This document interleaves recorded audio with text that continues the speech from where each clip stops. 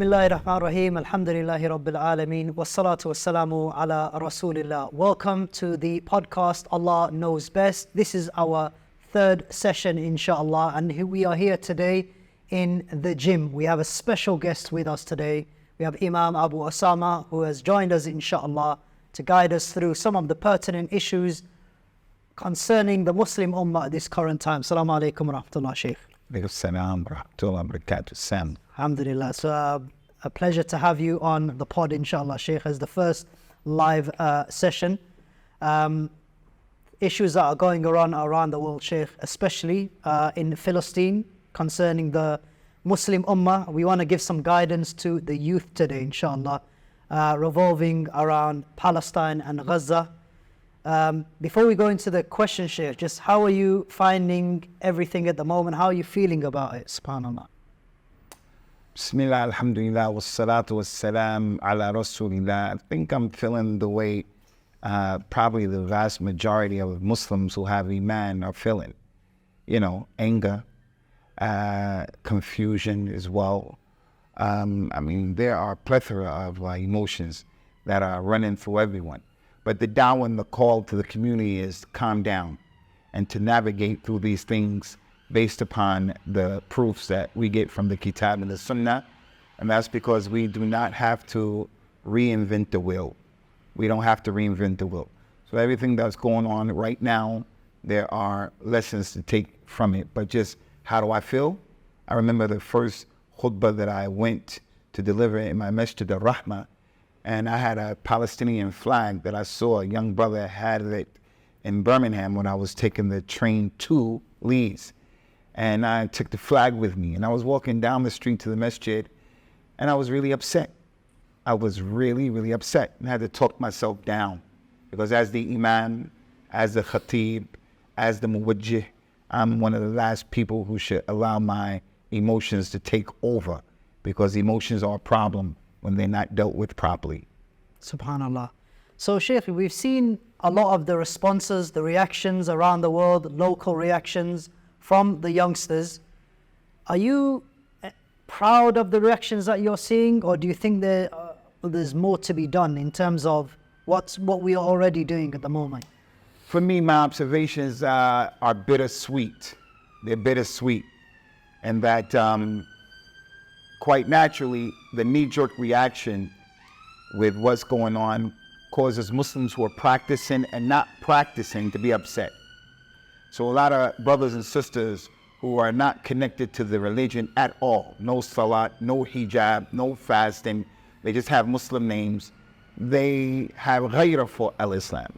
It is one of the reasons we have to be very careful about making takfir and excommunicating people because of the sins or things that they're doing or they're not doing.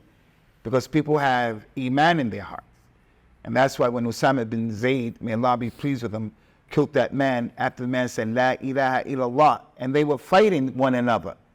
And Usamah said, Ya Rasulullah, he just said that because we were fighting. Rasulullah said, and this is the point, sallallahu alayhi wa sallam, Hal shaqqaqtu an qalbihi. Did you open up his heart to see if he said it with sincerity or not?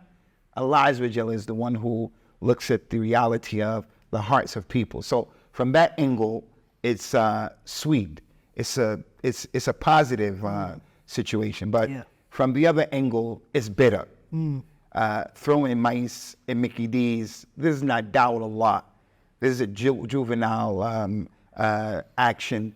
And although the person may have been sincere, dropping the F-bombs before you throw a bunch of mice that have been spray painted red, green, and white, and it's an eatery where people are eating.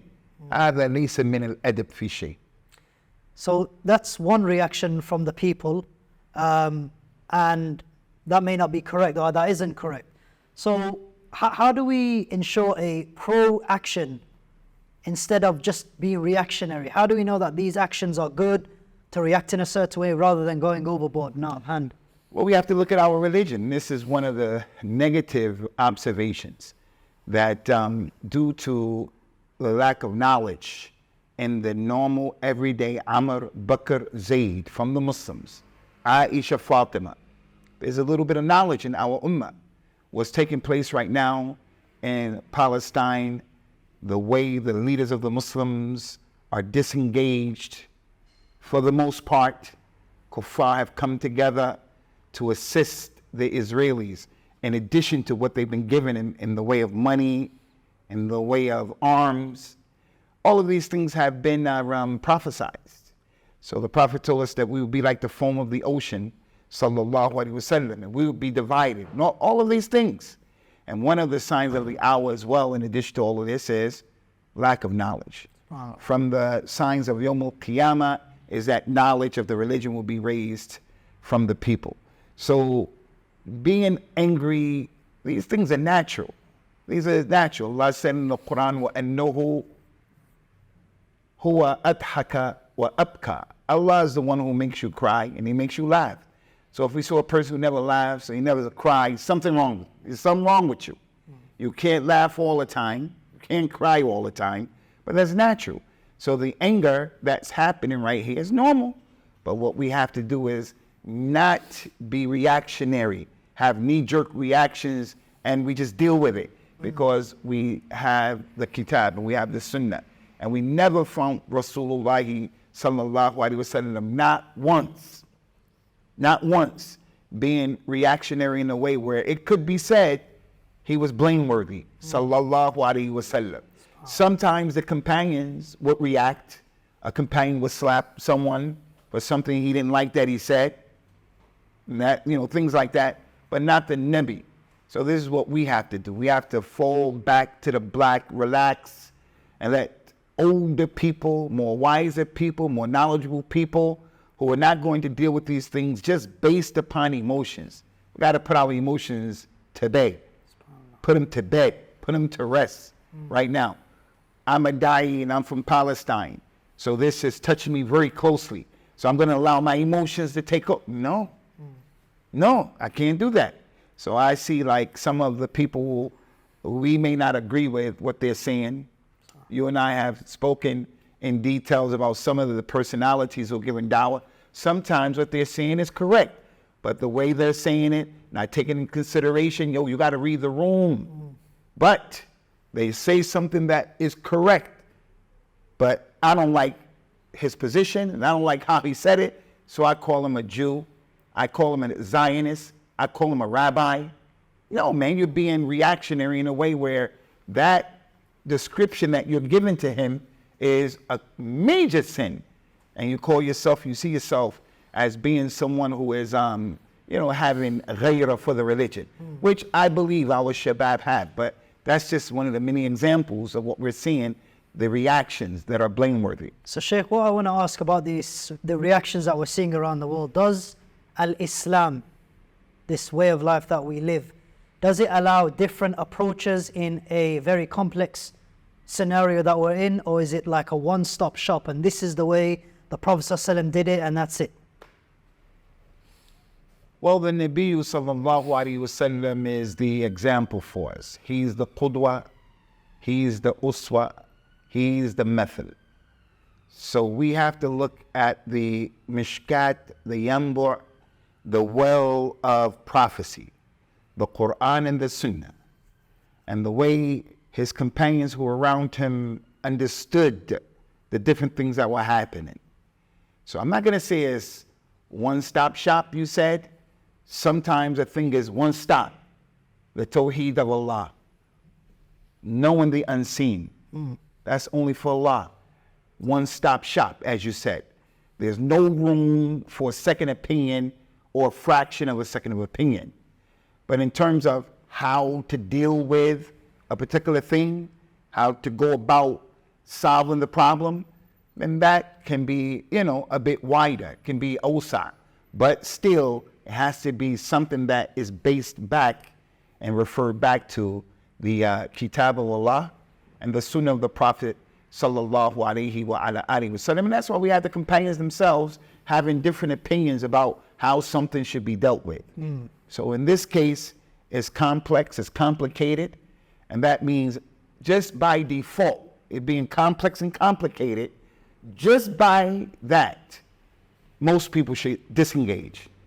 Our youngsters should disengage. Stop being opinionated. You don't have to have an opinion in this issue. We have to get behind the scholars of Al-Islam, those scholars who are known for their integrity and their diyana and their knowledge and things like that. Because even that is a fitna right now. One of the things about the fitna when it comes is that the fitna, it makes al-iktishaf. It exposes the reality of a lot of things. For an example, this fitna shows us the reality of these European politicians and what they really think about us. The fitna shows us who has knowledge and who doesn't have knowledge. Some people just, emotionally just saying things off the cuff, talking out of the side of their neck. This fitna goes to show, in my opinion, the level of iman, inshallah, and fortitude of the Palestinian people, because Allah Azza wa Jal doesn't burden people beyond their scope, and they've been dealing with a lot of stuff. And some of the images that I've seen, the children, the men, the women, after something happens, the strength that they've exemplified. So it shows a lot of things. And one of the things that it shows right now is too many people are talking. Ali ibn Abi Talib said, and what was authentically, recorded from him, knowledge used to be a little dot. It was a little bit. But then people got into the circle of knowledge who don't belong in it. Now it became a lot of Quran. So the hadith needs an explanation, and that explanation needs another explanation, and that. So it's not a one-stop shop in every single situation, no. I mean, with that, as many people, their reactions are outward. It's a very external reaction, whether they're going out, protesting, boycotting. Everything is sort of physically, it's tangible, people can see. But my question, Sheikh, is just like you're saying, everyone should take a step back and retrieve that. How did the Nabi sallallahu alaihi wasallam deal with this internally on a spiritual level, like dealing with the emotions? If we can't physically go and maybe react in a certain way, how do we deal with it on a personal level? And how did he sallallahu alaihi wasallam do that? The Prophet sallallahu alaihi wasallam used to tell the people not to wish for death. لا يتمنن أحدكم الموت. Don't wish for death. And he used to tell us, don't wish to meet the enemy. But if you meet the enemy, if and when, then make dua to Allah for thabat. So when fitna used to happen, like before the battle of Badr, the Nabi sallallahu alaihi wasallam went and prayed 2 rakat towards a tree as his sutra. And then he held his hands up and extended them and exaggerated and made dua to Allah Azza wa Jalla and said, oh Allah, if this small group, this small band of people are vanquished, you won't be worshipped on the face of the earth. So everybody looking internally in terms of his connection with Allah. Right now there's a lot of ikhtilaf going on. So many people are polarized in their points of view. And the ayat of the Quran said, وَاعْتَسِمُوا بِحَبْلِ اللَّهِ جَمِيعًا وَلَا تَفَرَّقُوا. Be together in holding on to the rope of Allah, and don't be divided. We are divided right now. We are divided. I mean, most people, they have the opinions and they're polarized. And those opinions are bringing about, bad feelings towards people. But anyway, how did the Prophet deal with it? He held on to the rope of Allah, like this ayah said. He mentioned sallallahu alayhi wa sallam that the Quran is the rope of Allah al-mamdood min as-sama'i al-ard. Istamsiku bihi. The Quran is the rope of Allah that extends from the heavens to the earth. Hold on to it. So how do we hold on to it? Looking at the prophets and the messengers in the Quran, the Ashab al-Ukhdud, the fitna of Musa, the fitna of other prophets and messengers. Noor, in all of those 950 years giving dawah. Okay, this 70 years for the brothers and sisters in Palestine. Noah, 950 years. Musa was with his people, as Allah mentioned in the Quran, يَتِيهُونَ فِي الْأَرْضِ أَرْبَعِينَ سَنَةً. They were aimlessly wandering in the wilderness for 40 years after they escaped from Fir'aun. So it's not the first time. So the Nabi sallallahu alaihi wasallam used to look at the righteous people, and that's why when Aisha and the fitna of the story of the great slander, the story of the great slander, Aisha said, I find solace in what the righteous slave of Allah said, Yaqub, when he said what he said to give him strength. So we have to look at the book of Allah Ta'ala at the time of fitna, when the Prophet was about to die. Sallallahu Alaihi Wasallam, he told the people, let Abu Bakr, let him lead the salat. And the women were saying, no, not Abu Bakr. Aisha, not Abu Bakr. He said, you are from the companions of Yusuf, meaning that women was a fitna. So the Prophet always looked at the book of Allah, looked at making dua, things of this nature. People making muraqabah is really important. It's kind of crazy. Okay. It's crazy, and I have to say this. You know, in these days in Saudi Arabia, there's a lot of entertainment going on, and a lot of people say, Saudi Arabia, and I agree. But we're watching soccer, we're watching football, we're watching the boxing match, we're watching MMA, we also partying and we're doing things as well. So one set of rules for Saudi Arabia and another set of rules, no. We all have to look at ourselves and how we're behaving. A lot of the people are upset. Your wife doesn't wear hijab. A lot of the people are upset. You yourself don't pray Salat al-Fajr, not in the masjid. You don't pray Salat al-Fajr. So there's a lot of drama going on amongst the community. And it seems like we want a quick fix to the problem when it's not a quick fix. Sheikh, on that note, do you think obviously it's the way people are, or the lens people are looking at the issue? Some people, like you said, are going in the streets and they are fighting, and there's difference because they're looking it through the lens of politics. This issue is an issue of politics. Some people are saying it is an issue of deen, it's an Islamic issue. Where are you on this position? Is it a political matter? Is it a matter concerning al-Islam? Because it's the reaction I'm getting from the people. And all of that. We're not secularist in our outlook on life. In the deen and the light Islam. The religion into Allah with Allah is al-Islam. And the religion is your way of life. Lakum deenakum waliya deen. To you is your way of life, the way you worship, the way you live, and all of that. And to me is my way. And what was collected by Imam Bukhari, the Nabi sallallahu alaihi wasallam said about Bani Israel, كانوا بنو إسرائيل يسوسهم الأنبياء كل ما هلك نبي خلفه نبي. The Bani Israel, they were being dealt with. Their politics were being taken care of by their prophets. Every time a prophet would die, another prophet will come to take his place, and they were responsible for the siyasa, not the ulama. They do the deen, and the people politics do politics. No, scholars, the prophets and the messengers, they were the ones who took care of the politics. And what is the politics in Islam? Politics and siyasa in al-Islam is not what the Islamic jama'at, the political jama'at, who are very much like Labor, Democrats, Republicans, working with, Machiavellian principles. The enemy of my enemy is my friend, even if he curses Abu Bakr and Umar. No, that's not my friend. So politics in al-Islam is bringing as much good to the community and pushing as much evil off of the community.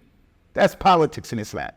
Bringing as much good, only good, and pushing off all of the evil, of trying to eliminate evil to the best of your ability.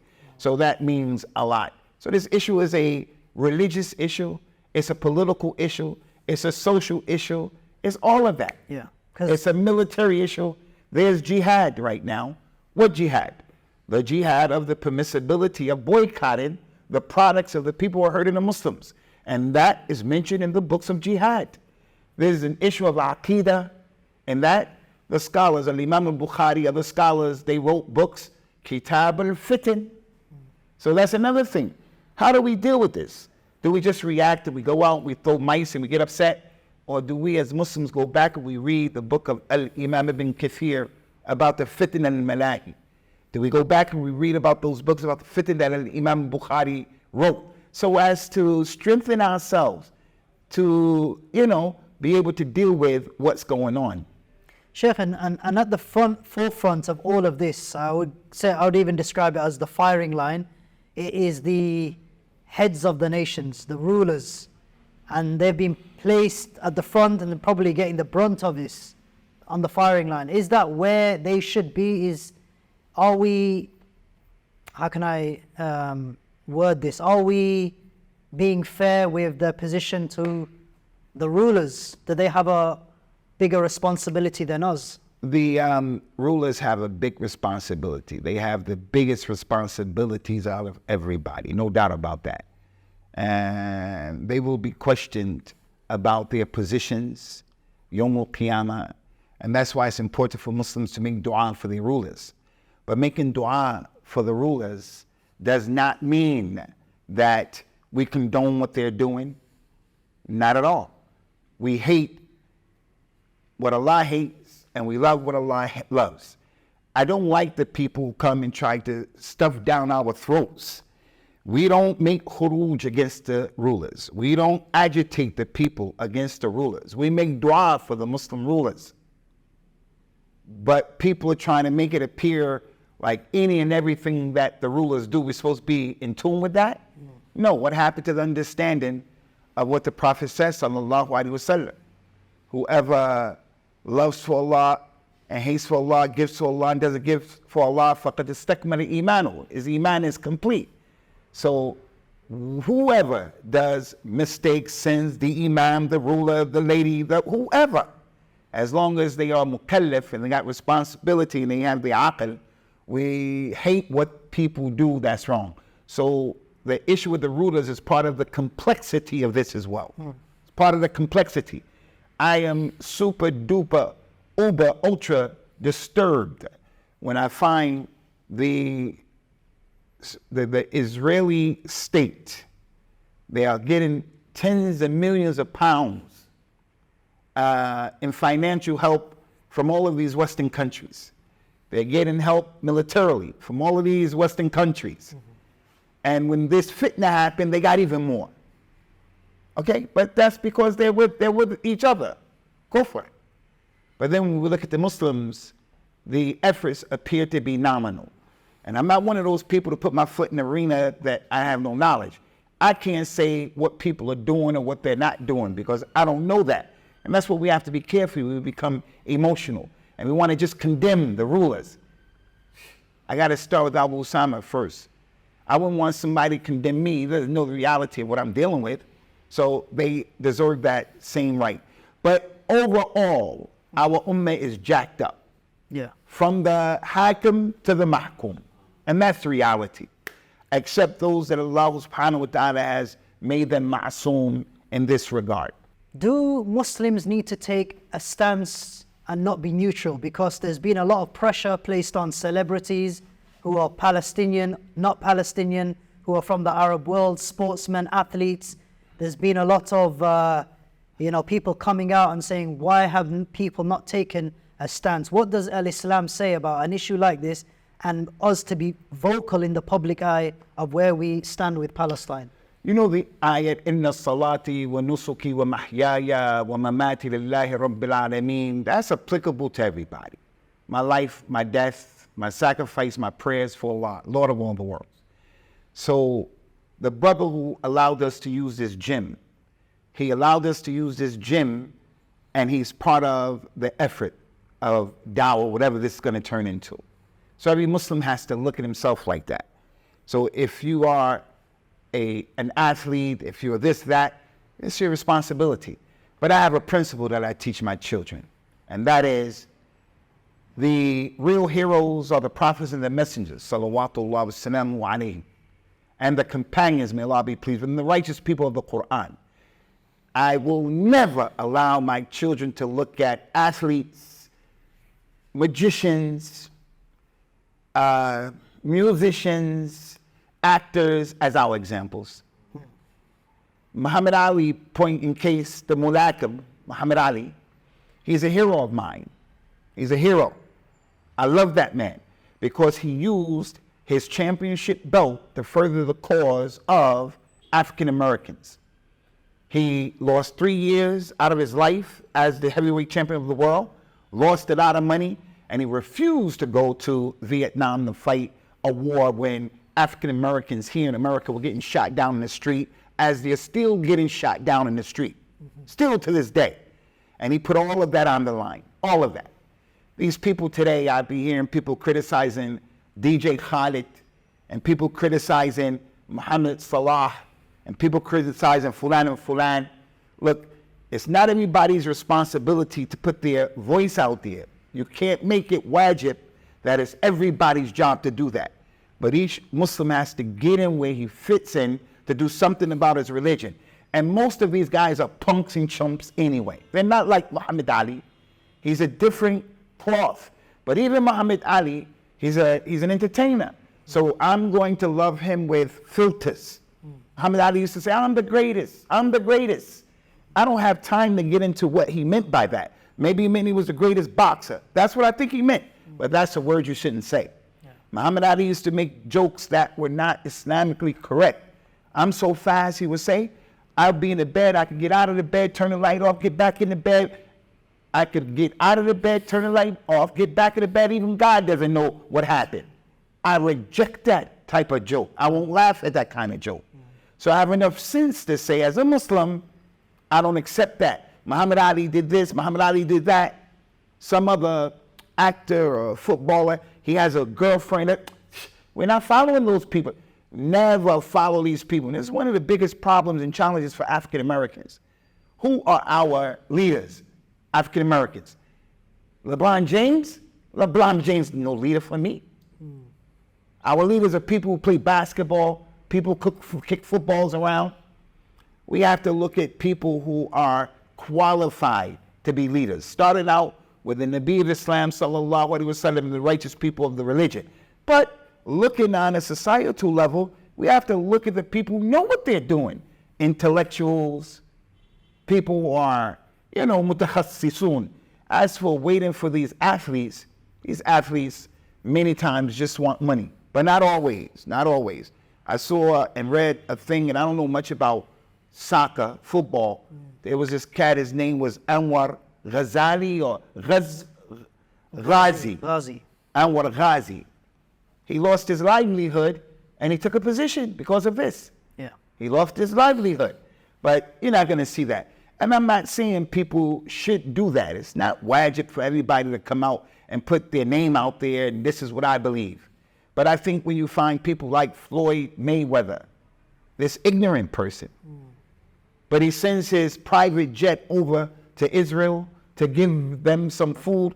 Well, if you're a Muslim and you're in the public's eye and you hang out with Floyd Mayweather and you take pictures with him, I would think that you would have some ghaira, something that caused you to say, I got to be better than this guy.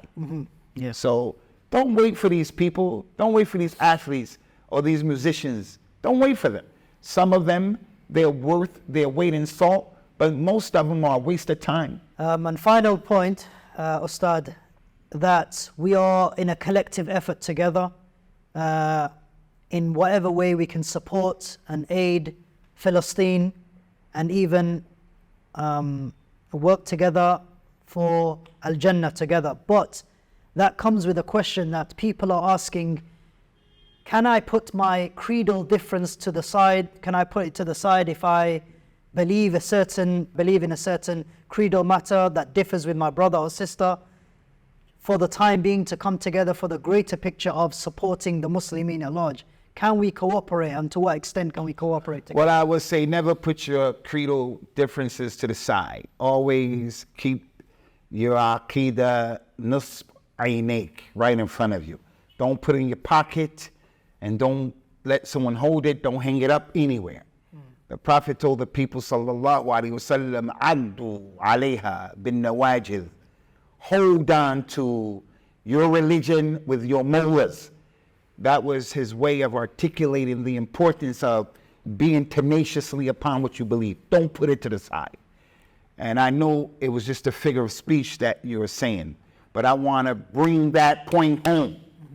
I will never, ever, ever work with someone who calls my mother, my biological mother, out of her name. I will never work with you. It's not going to happen because that's my mother. What about Aisha radiyallahu anha? And this is one of the big problems about what Palestine is all about.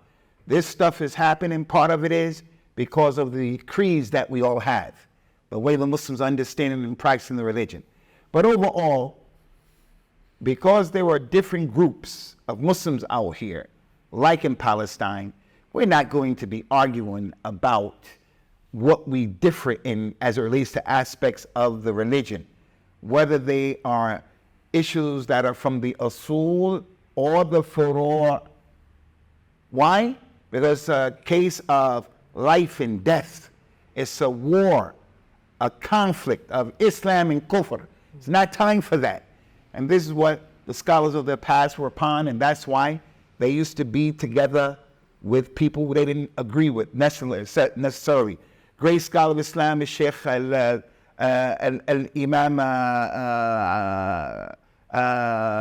Ibn Qudama al-Maqdisi. He made jihad with Ayyub, with Salahuddin al-Ayyubi, and there are differences in the Hanbali creed and the Ash'ari creed. Ibn Taymiyyah, people have differences. Yeah. Everybody is not going to be on the same page in these situations. So this was one of my calls, because I'm going to tell you something, Akhi Sami. I was distressed when I saw some of these brothers not reading the room, coming off as if they stand with the zalama, the fasiqa, from the kuffar and from the Muslims. Why are you coming off like you stand with the oppressors, brother? Trying to make it, justify what, this person is doing because he's in this position. No, we reject that stuff. And just as we reject that, we reject what the non-Muslims are doing as well. So we have to be able to read the room and know how to pick our spots. I'm not saying by any stretch of the imagination that we should placate and hide the truth. I'm not saying that. But the ayat is clear. Call to the way of your Lord with hikmah. That's why it's not always a one-stop short. A one-stop short. Ud'u ila sabili rabbika bil hikmah. Hikmah may necessitate you be quiet, you talk, you smile, you frown, you be upset. Hikmah is just putting things in the right place, knowing what to say, how to say it, when to say it, who to say it to, and all of those things. So we won't put our creedal differences aside.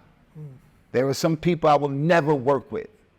I'll be specific, as a matter of fact.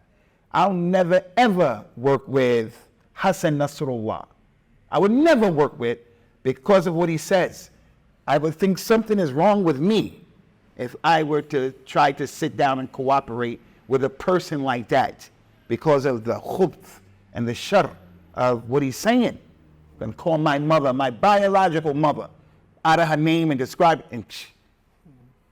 And someone can't understand why I won't work with that. I will never work with them. And this is the folder that, and the complexities of what we're dealing with right now. Jazakallah khair, Sheikh, for that insight. Just a final point, not a question, but what's summarized, I know you've touched on it earlier, what summarized piece of advice would you give to the youngsters? Now, we're in the gym today, and we obviously want to make sure that the message gets out to the youngsters living in the UK on a daily basis, feeling this pressure on their shoulders, feeling stressed about the whole scenario of Palestine, the youth in America and in Europe at large. What summarized advice would you give all those watching? I have no doubt about Allah. We have to know our religion, and we have to know the importance of sabr and what's connected to sabr. We have to know the importance of al-yaqeen. We have to have a good opinion of Allah. We have to look at ourselves as youngsters and realize we don't know very much, and our experiences are not that, it's not that wide. So you have to take it easy and don't be arrogant. This is one of the big challenges for Generation Z. They think they have to be heard about everything. You don't have to be heard. You don't have to be heard. When things used to happen during the time of the companions, it was the major companions used to talk about it and deal with it. And the Prophet mentioned, sallallahu alaihi wasallam, al-barakatu ma'a akabirikum. The blessings are with your elders, your scholars, and the people who have experience. They are qualified and competent. So I think the brothers need to relax, have a good opinion about Allah. وَعَدَ اللَّهُ الَّذِينَ آمَنُوا مِنْكُمْ وَعَمِلُوا الصَّالِحَاتِ لَيَسْتَخْلِفَنَّهُمْ فِي الْأَرْضِ.